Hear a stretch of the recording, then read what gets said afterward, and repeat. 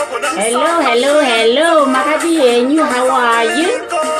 Tete Rasta. I thought I would just come to you very briefly today. It's been quite a while. I'm sure you guys have been enjoying your peace and quiet. Tete Rasta, na Winky B. So listen to this, and then we'll get straight into our subject.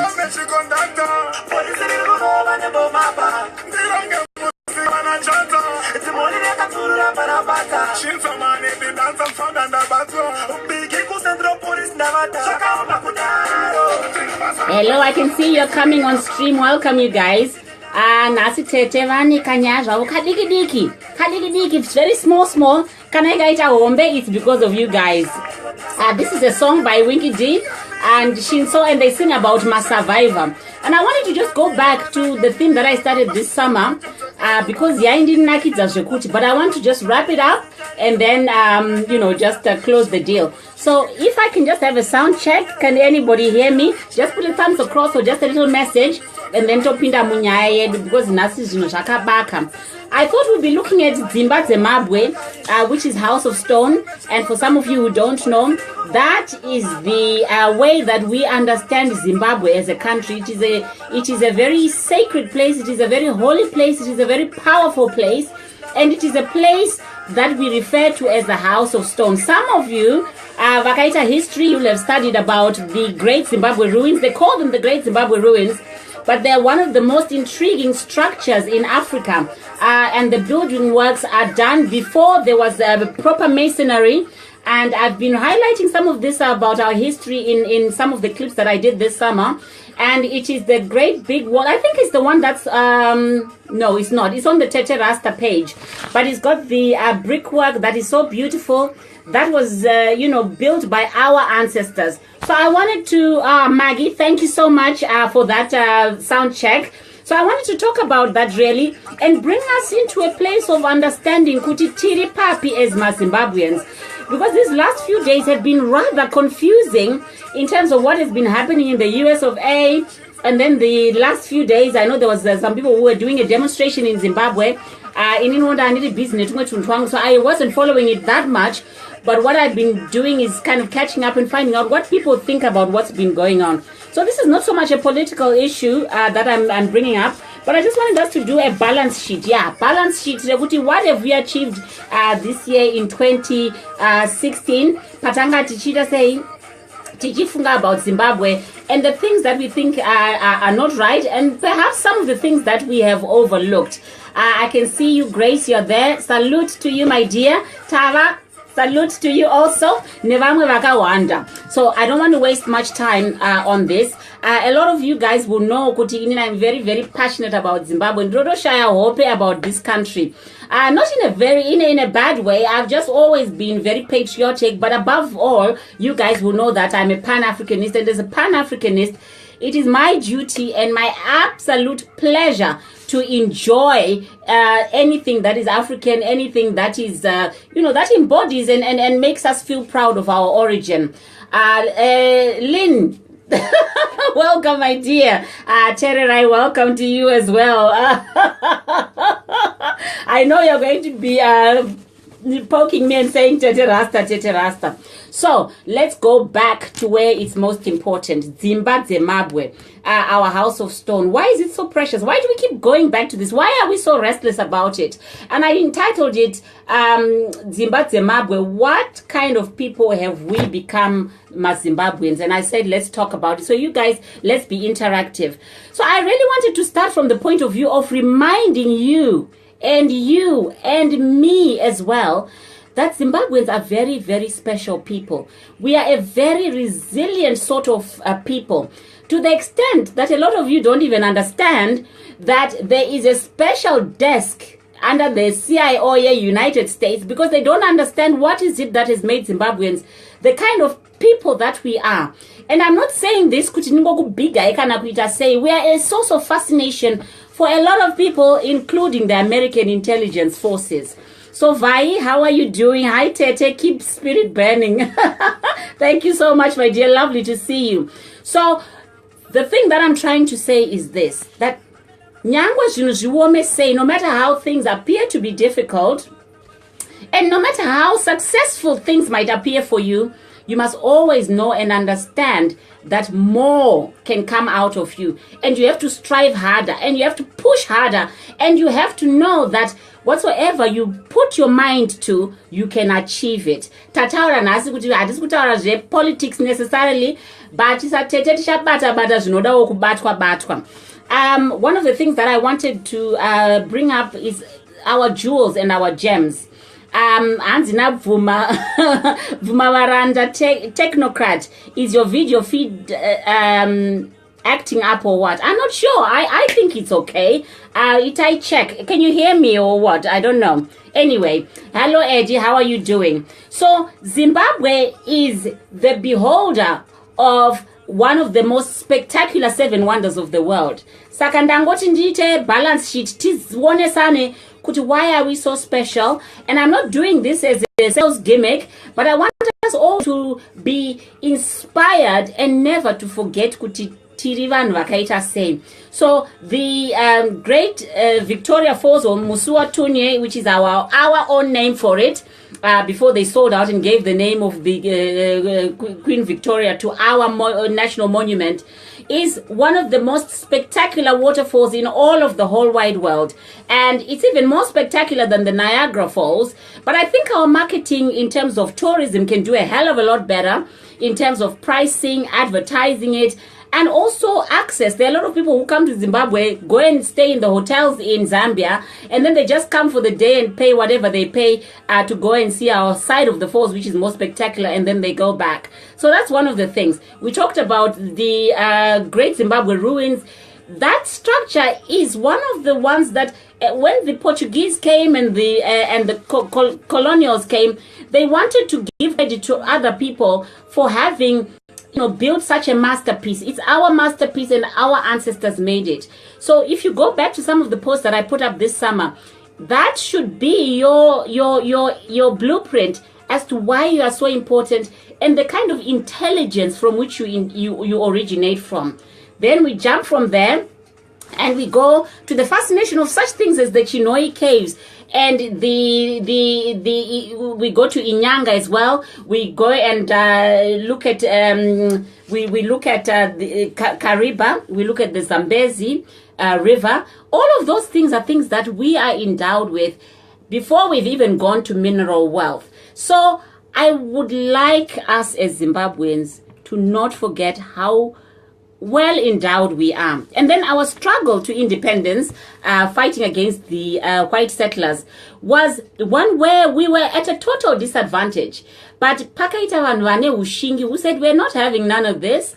How can we be second-rate citizens in our own country where we are the ones who are paying homage to white folks who've got their own place of heritage they have come from, and they're telling us what to do, where to live, and what we can and cannot do. So the Chimurenga 1, first Chimurenga, second Chimurenga should also attest to you about your bravery. If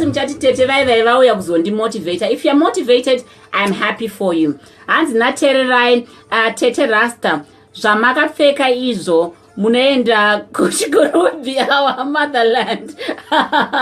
Do you know that? Oh, I know. Ndinotori nekit yacho, ndine matrousers as well, nemaboots acho, nezibhachi racho, neziheti racho. Saka kana zvandibata, oh, nebulletproof, kana zvandibata ndinoita zvinorova. So, this is where I'm coming from now. There are a number of Zimbabweans, a significant number of Zimbabweans who've actually left the country and gone abroad. Saka, imimi, you have to reframe. You are not economic migrants. When these white settlers came into Zimbabwe, they were explorers, okay? They were exploring and exploiting. So you guys must start speaking Chirungu cha Tete Rasta. We are out of Zimbabwe to explore and to exploit. From this day onwards, murima expatriates. Murikundinzwisisa here. Kana uri kunyika kwauri, which is not in Zimbabwe, and you are not exploring and you are not exploiting resources, I don't want to know you. Me don't want to know you. Don't look me up. Let us have a sense of why is it that we are in this predicament. It's not a predicament.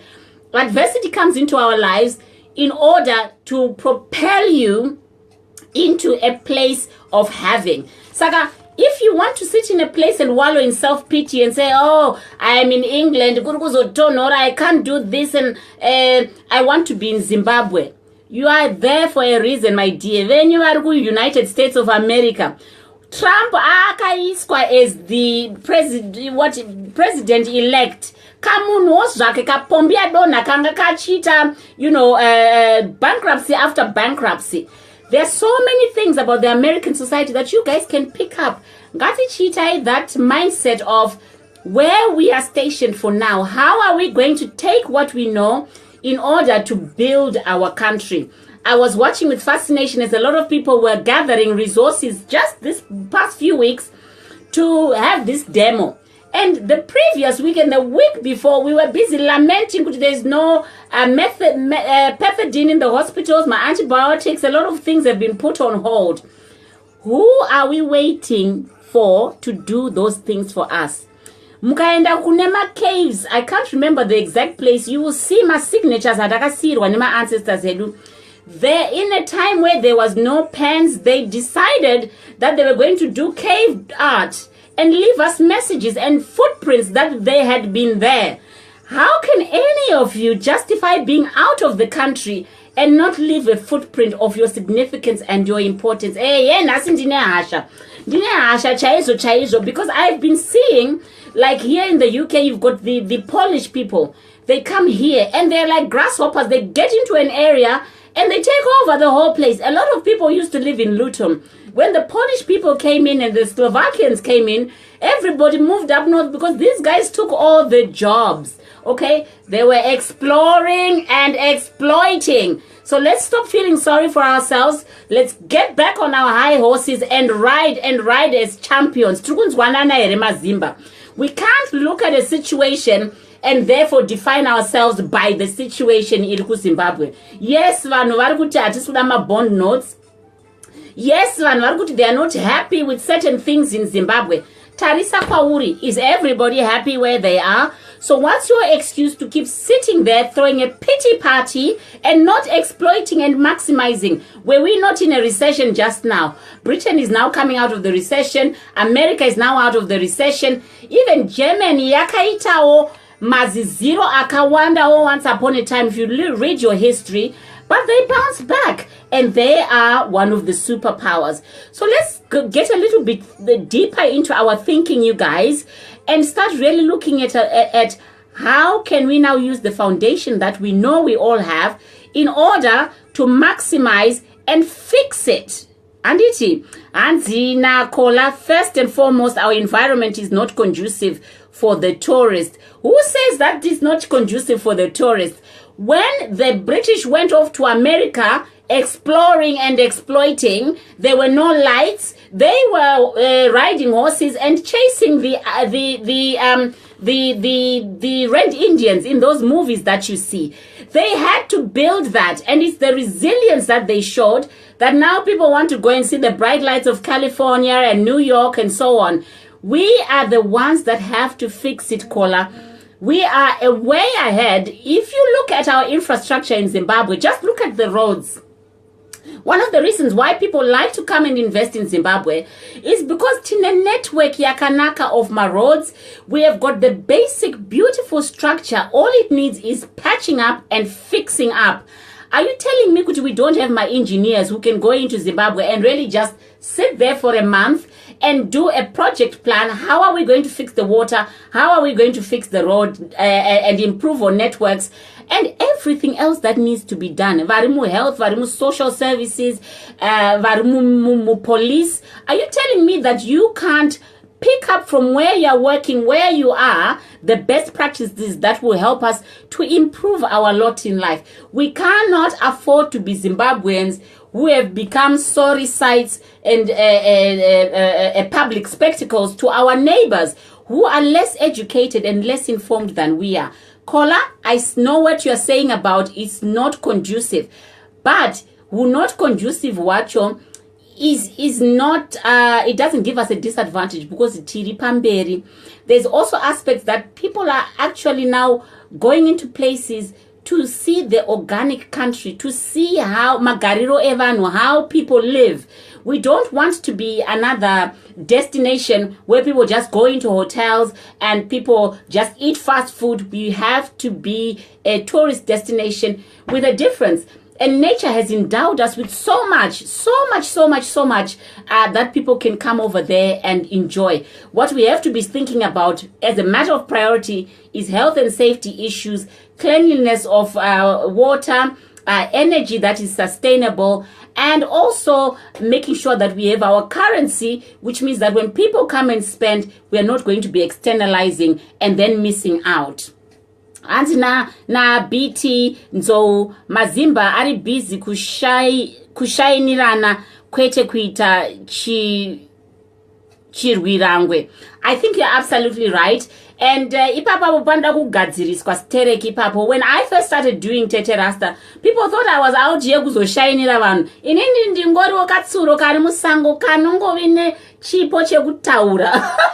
And when I come and talk to you, I know a lot of you are judging me. But I don't really care, because I do believe in what I'm talking about. I do seriously believe that this is our opportunity to get over ourselves. Let's get over ourselves. No kumbirao. Let's get over ourselves. Let's stop shokuvairirana. Let's stop being those kinds of people who were like the Nigerians and the Ghanaians in the 40s and 50s. Pavaiweya ku UK. Do you know that nowadays when they see kuti there's another Ghanaian or another Nigerian, they take it upon themselves to make sure they show that person, where can you get a job? How do you work the system and explore and exploit? They are not going to be leaving somebody out in the cold while they are enjoying. And that's how they prosper and improve one another and improve their society. And BT goes on, says, protests without alternatives are a waste of time. You probably noticed that I was very quiet about the protest. I know, Kuti, I'm coming out of a place of sadness and everything, but I didn't really understand the protest and the mechanisms that were working around it and who was getting the leverage. I'm all for, let us make a point, but you must fix. I've done project management. You don't just tear down something and not have a plan to replace it. So, variku plana mamwe protest, have an alternative. Okay, we've been lamenting about these bond coins. We don't want them. So what's going to come? What is going to come? Saka kana kusina mari yakaredwa zve chokwadi yakaredwa. We know kuti yakaredwa. Does it mean that we are just going to be sitting there and saying we don't want this when people are now pushed to bartering? What is the alternative? Pani mazimba akaita finance. Vamwe vari kutoshanda kuma very, very high post kuma banks. Why are you guys not talking to your friends and your fellows in the areas where you specialized in and trying to offer solutions into the Zimbabwe situation? What I'm saying is this. Let's stop feeling sorry for ourselves, because when we continue to feel sorry for ourselves, we become the spectacle of the world. It prolongs our stay in other people's countries. There's never anybody who should feel too comfortable in other people's countries, because it's like mwana wako aenda ku next door kunotamba because kune PlayStation, and the child doesn't want to come back home because you don't have a PlayStation at home. When is Zimbabwe going to fix itself so that it's got to mastondido twokuti vana vese vari ku diaspora vanodzoka nevana vavo nevazukuru vavo nevakwasha vavo? So there's a lot of work to be done, and you can't outsource it to somebody else, because when we start exploring and exploiting, and that's my appeal to you guys. Let's get over ourselves and start fixing it. Zimbabwe is such a small country. It just looks like a little fox's head. Okay, it wouldn't even take long for us to fix it. Look at how Britain has managed to fix their infrastructure. And mukapeta England, if you fold it all up, you can squeeze it into Zimbabwe. Yeah? And a lot of them, they don't even have the space that we have for the kinds of houses that we have. Perhaps we should stop building these big houses and mansions, 50 bedrooms, 10 bedrooms, 20 bedrooms, and you never even live there. And start having factories. Start producing. Stop buying things to South Africa. You know what I mean? There's somebody who started a factory making Sipoye Blue. You know that green soap? It's not rocket science. Do the science. Do your research. Invest. And then we stop buying the South African counterpart. and we start, there's these products that I love, these dried mangoes. We have mangoes in Zimbabwe. Mango season, when it's over, you start throwing mangoes away. Here, when you buy a small packet of dried mangoes, unobuda mari shinu. So you guys, let's start thinking, how do you pickle? How do you dry substances? How do you package and how do you market? Even if it was the case that we're just selling these things amongst ourselves as Zimbabweans, we are getting over ourselves. We are restoring the house of stone. Ndo pane nyaya yangu ipapo. Hanzi namofu Simon Nyashanu. Tete shua taura yenyu. Aiwa nasi, I'm on fire. Nasi zvangu zvakabaka. I was driving in the motorway and I was playing music ya Winky D. I love Zim Dance Hall. And there's this song yandatanga nayo yekuti Survivor. You know, it's about what's in your mind. If people say, oh, Zimbabwe is doing so badly, but we're not doing so badly. Who says we're doing so badly? There are certain elements that are not performing. We have to have a sense of optimism that the solution is going to come. And if you commit to be part of that solution, we can stop sabotaging the country. Yes, I said it. Let us have a mindset that allows us to get over ourselves and stop engaging in actions that mean that we are sabotaging our own country and our own livelihood. Can you imagine somebody anouya oita tsvina mu living room mumba makwe iwewe? Now we've got foreign people coming in, vachita tsvina in our country, putting the things that we hold dear aside, and or stealing some of them. I was talking to one of my friends, and one of my he's my tutor, the guy who taught me Bira, and he was saying to me, he actually challenged me and said, you know what, a lot of white Americans, and even Japanese, there was some Japanese at the school, at the Mbira Center when I went to learn Mbira. They're coming and they're learning our crafts, our highly sophisticated culture, taking it back to their countries and making a killing out of it. And how many Zimbabweans do you know that when Stella Chiweshe is playing Mbira will be proud? Iwewe wakamira papi. What kind of people have we become as Zimbabweans? I'm not speaking to everybody, but check your settings. And na Emmanuel, www.helpinghandinternationalbiz is what we need to change our lives and family friends. WhatsApp me for details, and he puts his number there. I'm not sure about that, Emmanuel. I haven't seen it yet, but I will go to it and investigate it. And thank you so much for sharing that as well. Duchess Cleo, I see you. You're watching. Anzinataku Bugatti. I love that name. Zimbabwe needs a lot of love. Zanu of In Power Kickbacks. You can't get nothing done without having to cut corners. We need to fight a war. Then think of changing Zimbabwe. Those that can fight are busy. Let's have a look.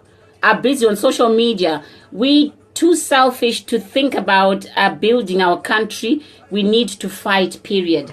You know what? This idea of fighting, it's something that's occupied my mind. But, you know, if we end up having a country that's rubble, there'll be absolutely nothing to fight for.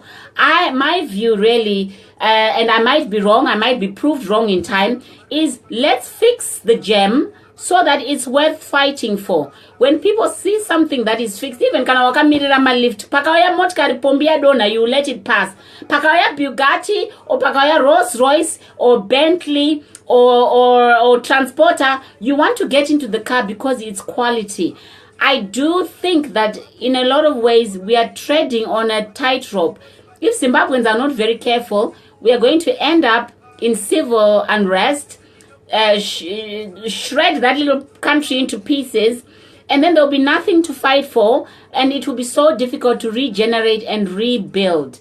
So my view is, I think that there's scope for us to look at how can we be part of the solution without necessarily endorsing or colluding with politicians. Let the politicians do what politicians do. Let the technicians, the technocrats do what they must do, so that we have a transition from infantile politics and politicking to having a country that actually is running and has got people that are actually willing and capable to run the country. Do you know that our president has got 11 degrees?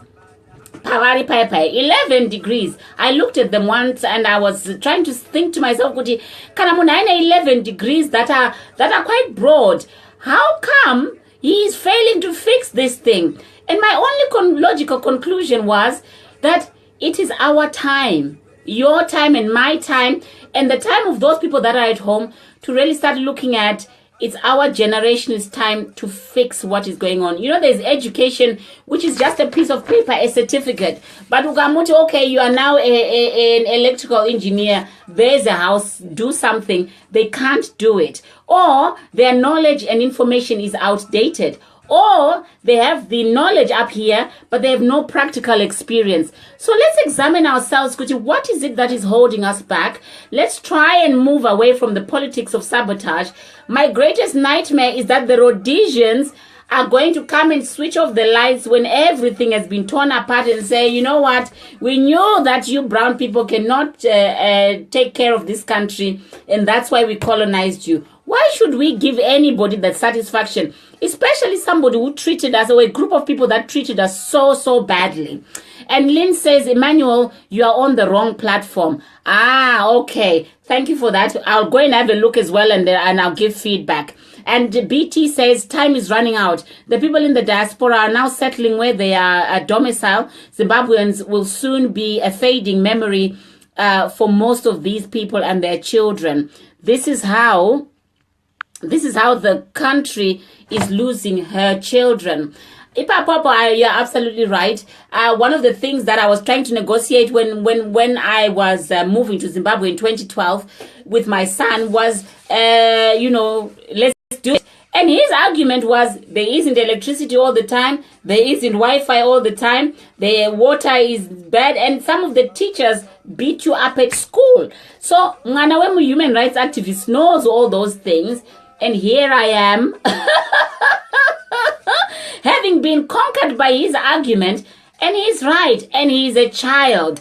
And those that are running our amenities in Zimbabwe, what's wrong with you? If people are coming that have been running water amenities in other countries, who have explored and exploited and are ready to inject that into Zimbabwe, stand aside and let them do the job. I know so many people who have tried to go back to Zimbabwe, worked really hard and then exited again because or they were frustrated and then they ended up having to go back. Anderson, welcome to my platform. Terry Rice says, when I did my training as a podiatrist in one of the hospitals I worked, there were nurses from St. Lucia. They managed to come up with a very proactive program. St. Lucia has the highest rate of oh dear, I'm losing this. Hold on a minute. I'm trying to extend your thing. Okay, I think I've got it.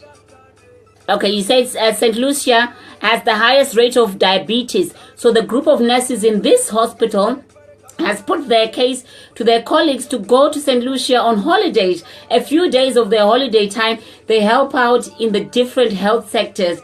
There are so many of us who can do the same in the health sector.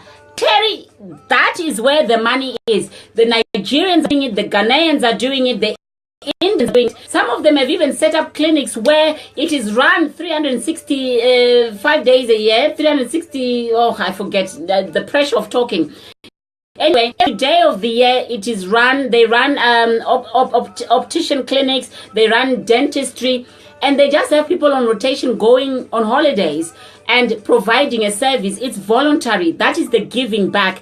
And where you've got Skype and you've got WhatsApp, you've got the internet at your disposal, we can also look at how do we infuse the evidence bases that we are learning and exploring and exploiting in the countries where we are domiciled. So BT, there's nothing wrong with people continuing to be domiciled where they are, but what needs to happen is us sharing the knowledge and rebuilding and revamping that gem that we have. Terry, I really like that idea, and I think that we should talk some more about how can we do it, because we just need my baby steps. It doesn't have to be a big thing, but we need to start somewhere, because we can't just be waiting for other people to come and sort this out for us. It's our baby.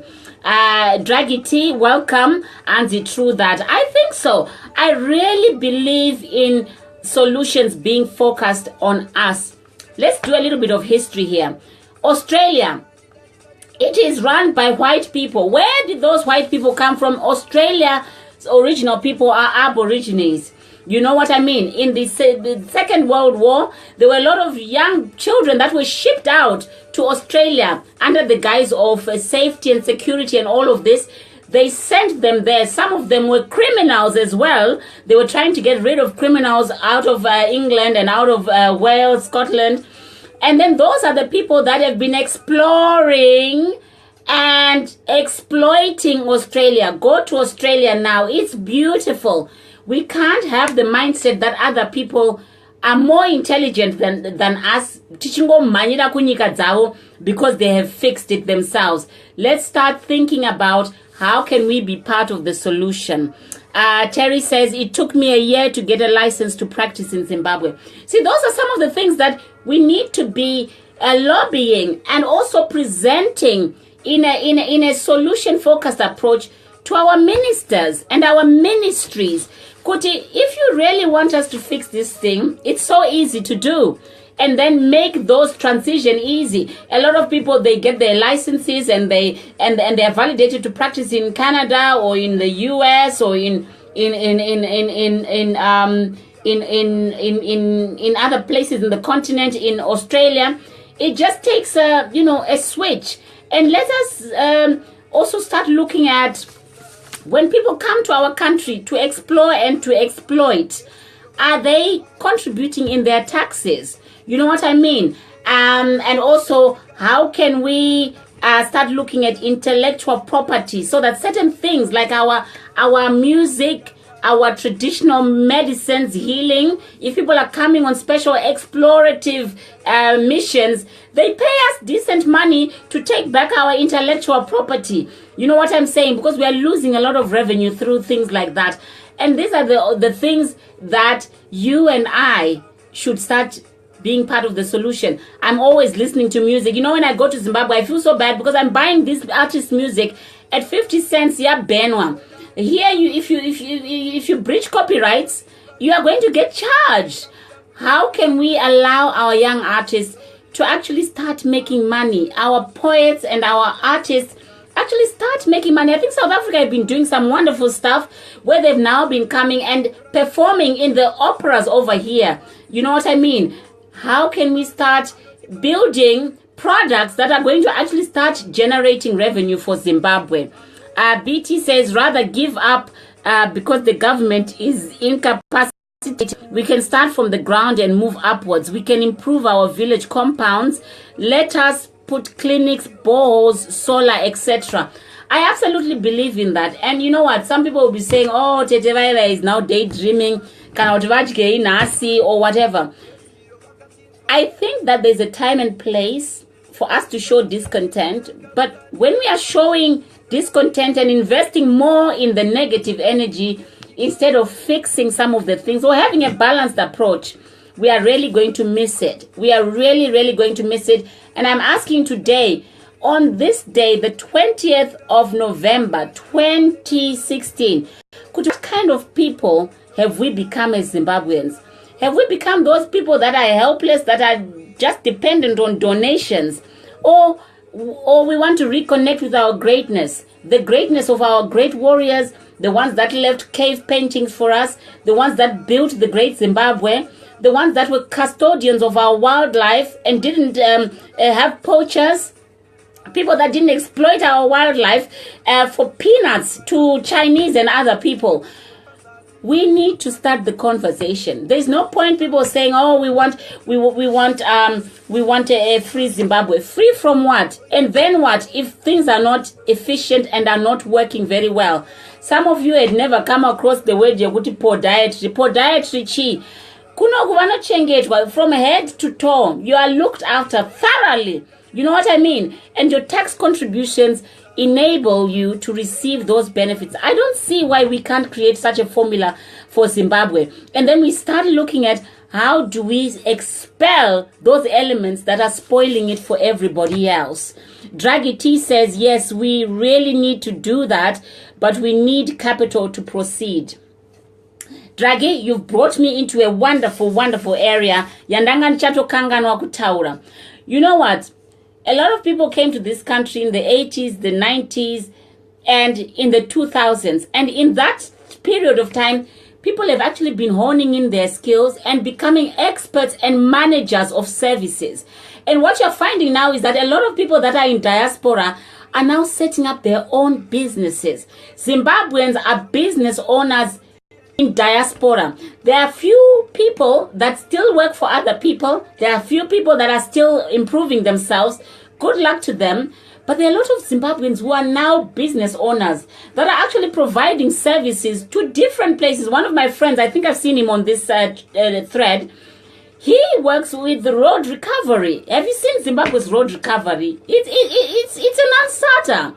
You know what I mean? So where we have now got businesses across different sectors, the idea will be about, what if we set up a consortium, call it a consortium, where we mentor young people and even older people in Zimbabwe to set up and run businesses that are parallel to the things that we provide here.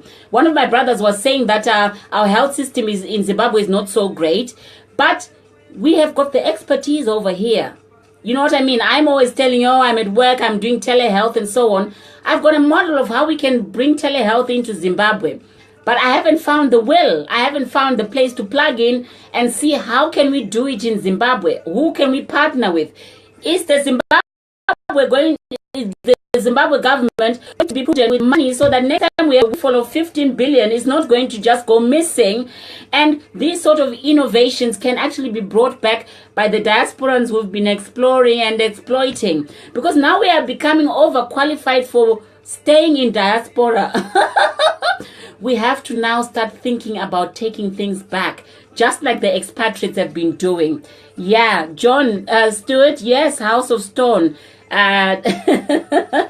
Yes, so if we forget who we are and how great we are and how great we have been and how great our ancestors are, and focus on a milestone that is setting us back, it's just a fraction of our lives. I think we're going to miss it, and we're going to miss it big, big time. You know what I'm saying? So I'm saying and I'm proposing that we have a reframe. Reframe is to start thinking differently and start looking at how can we optimize. How can you take what you have in your hand right now and make something good of it? So Draghi T, I think that there's a way that we can start thinking about, you know, what is your particular trade? How can that particular trade be infused in Zimbabwe? What if you worked with a group of young people in a particular town, help them to set up a particular business using your expertise and your acumen and your knowledge, and, you know, let them run with it. The capital or the money that we need is going to come from us. This business of foreign investors, in Victoria foreign investor, Pandiri Panap, we can't be looking at other people, because when they come to invest in your country, they're going to own that whole bunch of whatever product it is. And when they finish making money, they will externalize the money. So if we start thinking as Zimbabweans of how can we now invest in our country, say you had 10 nurses, each putting 10,000 pounds together, yeah, that's 100,000. They could easily even take over a hotel that is not running well and start running a hospital. If you've got relatives in diaspora, they will be paying for the services. You've got a going concern right there and then. So I want to really start thinking about this. There's some of my friends who come from Trinidad. They set up a satellite drug rehab service. And what they do is they have celebrities coming from the UK going there for treatment. One, it maintains confidentiality. Two, the staff were trained here in the UK. Three, the accommodation is at par. And they have a recovery and they have a little holiday before they come back, Vita, detox. So it's kind of like a therapeutic holiday, but that's how they're generating money. There's so many examples of other developing countries whose people are now thinking and actually taking their expertise and outsourcing supplies of services to people in the developed countries who want to buy in. And not only that, but if you've got relatives in Zimbabwe, are you not going to take them to a hospital where you know that the standard of care is as good as the one that that would be good enough for you? Let's move away from hospitals. Let's look at engineering even. Why should we be buying bicycles? Why can't we start having factories where we've got all the minerals that are needed to make my steel frames and so on, and start manufacturing bicycles in Zimbabwe? Zimbabweans, let's be challenged. What kind of people have we become? Have we become such that we shun to even start thinking about fixing our house? Some of you have got houses that you bought in Zimbabwe. You're not even maintaining those houses. Ndikuka poverty mindset that is beginning to set in that I think we need to get rid of. Draghi, you say thank you. I will look into it. Paribo, from now on you will see Tete Rasta programs, but I would focus on the solutions, because I think that there's scope to start being part of a solution with a long term in mind. You know what I'm saying? I would love to be resident in Zimbabwe when I'm 70, and my grandchildren are happy to come and visit me, and they have no lack of electricity or water or Wi-Fi, and I can take them on the roads. If any of them have an accident, they will be taken care of. That is the Zimbabwe that I see. But a lot of our energy and a lot of our potential is being drained by the place where we have now sat down and said, woe is we. So let's start rethinking, ngati charge those batteries and start doing something that will benefit us in the long run. Because I believe that we can do it. Because we are doing it for other countries. Do you know that when Oliver Mtukudzi comes here for a show, or even Thomas Mapfumo comes to England for a show, the hospital managers are furious because most of the staff, they go to enjoy themselves. So if we've got the capital to actually cause disturbances in service industries in other countries, doesn't that just attest to what I'm trying to say? I think that now I'm just going to take a few points to the and then I'll finish. Tete Rasta says capital is not a hindrance at all. One can link up with the non-governmental organization, set up a trust, and go that way. Absolutely. As long as you can have a business plan, there are international grants to exploit. Thank you so much for that. I've got this book that I absolutely cherish on my in my store of books. I can't find it straight away. It's called Dead Aid. I'll try and find it and take a picture and put it here. The issue of raising capital, we need to start moving away from the aid model and start looking to the business model. There are so many Zimbabweans that are setting up trusts. And now I've got all the respect for trust and so on. But what I would like to see is more Zimbabweans actually running businesses. Because if you've got a trust, that can be inherited by your family and or other partners. If you've got a charity, it's less, you're not building wealth. That's what I'm trying to say. So the model of getting funding from my NGOs is good. It gets things going. But also in addition to that, let's get into setting up businesses that are viable, and then we are the masters of wealth. We master our own wealth. This is the problem. What happened with this whole mining venture in Zimbabwe?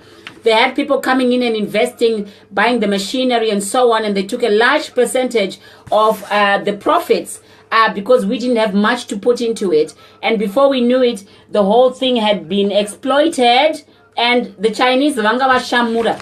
And can you believe that they used to fill planes with the dust and everything, carry it back to China and exploit for other things that they had not been given licensing for. So I'm all for making a start, but we have to get into making our businesses. BT says, Tete Rasta, who is going to give you that kind of money? There are no altruistic sugar daddies out there. I'm not sure about that one. You guys can fight it out. Mandy, welcome. Vincent, welcome. I can see that you're watching. Terry says non-governmental organization Vuma have funds available, and they are waiting for people like you and me to show that we can make a difference. One of the things that I just wanted to touch on based on what Terry said is this, that other Africans, our contemporaries, are rushing when hospitals are replenishing equipment, and they take all the equipment, even going to schools when they turn over computers, and they are given those computers and they ship them out to Nigeria or ship them out to whichever country they are from. They refurbish them, and their schools have got computer labs. And we are all sitting there thinking, oh, it's going to cost so much money to buy these things. Hospital beds being shipped out, they are still in very good condition, but they're just upgrading over here. So wherever you are, Australia, South Africa, other places, try and find out how you can access resources that other establishments have written off. When something is written off, it's given away or thrown away or sold at very nominal value. That's another way that we can actually start doing stuff and getting over this thing of Atina Mari, we don't have money. So Terry says it's not about sugar daddy, mate. I think that experiences and exposure is very, very important. If Terry has an idea, find him, inbox, and see how he is progressing this idea of NGOs. Because even if someone said to you, do you want to inject 10,000 into something, you're going to hesitate. But if you find out that there's someone who can give a grant, you use that as your pilot. And so you make a start, you run this thing, and then you can also run a business that might be parallel. So you've got that business and you've got this NGO thing that's going on the side. So I don't know, Kuti, have I finished what was there for discussion? Welcome, Henry. There's this book that I just wanted to share with you. I think that Zimbabweans can also think about doing something like this. This is called the British Caribbean Enterprise. It's a century of challenges and successes. This one is a book that I bought, which is a history of Caribbean people that tends to focus for the most part on immigration and race. However, this particular book places placed this field into a new orbit. So they're drawing on all the experiences that the British Caribbean people experienced when they came to this country. And until there was a great big ship under the Windrush. Come and enter this and you're going to have a wonderful life in Britain. When they arrived here, they were doing all the menial jobs that the English didn't want to do. But the African Caribbean community here in Britain has excelled themselves. They are now in key places, and they're even finding themselves in the houses of parliament. So this one, it talks about a little bit of the background, colonization and independence, forced labor, indentureship, self-government, the new dawn, political traditions, gender politics, immigration issues, remittances, and conclusions. And then they talk about the Caribbean British economy, overview of the UK economy, challenges facing entrepreneurships. So we can start looking at models such as these to say what is affecting Zimbabweans where you are in terms of immigration. One of my brothers asked me to do a little program on immigration. I'm still trying to negotiate with a lawyer so that we have an authority who knows exactly what they're talking about that can impart knowledge. So we have to start analyzing, where have we come from 1980, especially in the diaspora. What have we been doing so well? Which are the sectors that and what are the things that we can take back to our own country? You know what I mean? If you're waiting for the president to invite you and say, come and do this, in 10 years' time, I doubt it very much he'll be significant, but Zimbabwe will still be there. It will be needing your expertise. And some of the things that we have talked about on here are the things that are going to help us to become the kind of people that we deserve to be. The kind of people whose ancestors built the monuments that can even be compared to the splendor of the pyramids. Because you can take a piece of paper and try and shove it between the brickwork in the Zimbabwe ruins, and you can't, because the masonry is so brilliant. So networking Gaibate, you guys, it's an opportunity.